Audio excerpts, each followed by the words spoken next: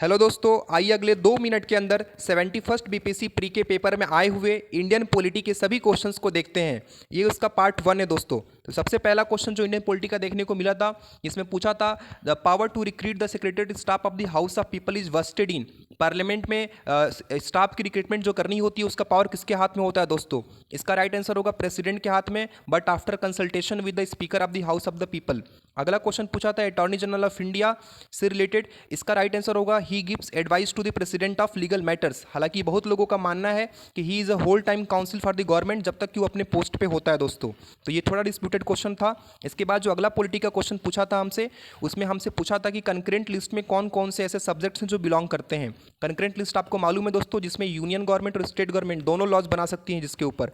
पहला इसका ऑप्शन जो प्रोटेक्शन ऑफ वाइल्ड लाइफ है, ये बिल्कुल कंकरेंट लिस्ट में आता है। इसके अलावा प्राइस कंट्रोल भी कंकरेंट लिस्ट का पार्ट है दोस्तों, इसलिए इसका राइट आंसर 1 और 4 हो जाएगा।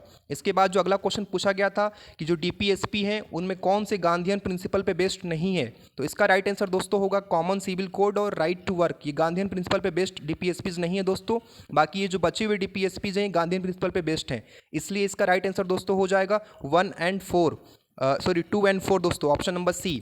इसके बाद जो अगला क्वेश्चन है क्वेश्चन नंबर 60, इसमें हमसे पूछा था, एक तरफ शेड्यूल्स दिए थे, जो हमारे 12 शेड्यूल्स होते हैं उनके शेड्यूल्स के नेम यहाँ लिखे हैं कुछ, और साथ में उनमें जो सब्जेक्ट्स आते हैं। पहला ऑप्शन जो allocation of seats in the council of state, Rajya Sabha में जो भी सीट्स हैं दोस्तों उनका मेंशन 4th शेड्यूल में दिया गया है कि किस स्टेट्स में कितनी सीट्स हैं। ये ऑप्शन बिल्कुल सही था।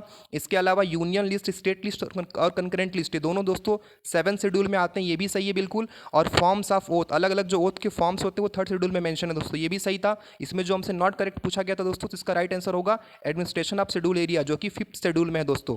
इसके अलावा हमसे जो लास्ट क्वेश्चन देखेंगे हम 61 इस पार्ट का, उसमें पूछा था दोस्तों कि कौन सा सेंट्रल गवर्नमेंट के लिए स्टेटमेंट सही है। तो दोस्तों देखिए, ministries and departments are formed by the prime minister with consultation of the cabinet secretary, बिल्कुल गलत है दोस्तों। कैबिनेट सेक्रेटरी का इसमें कोई रोल नहीं होता। जो राइट आंसर होगा वो ऑप्शन नंबर 2 है only. Every minister is allocated ministry by the president on the advice of the prime minister, बिल्कुल सही है। प्राइम मिनिस्टर के एडवाइस पे प्रेसिडेंट अलग अलग मिनिस्टर को उनकी मिनिस्ट्री एलोकेट करता है, इसलिए इसका राइट आंसर होगा ओनली 2 दोस्तों।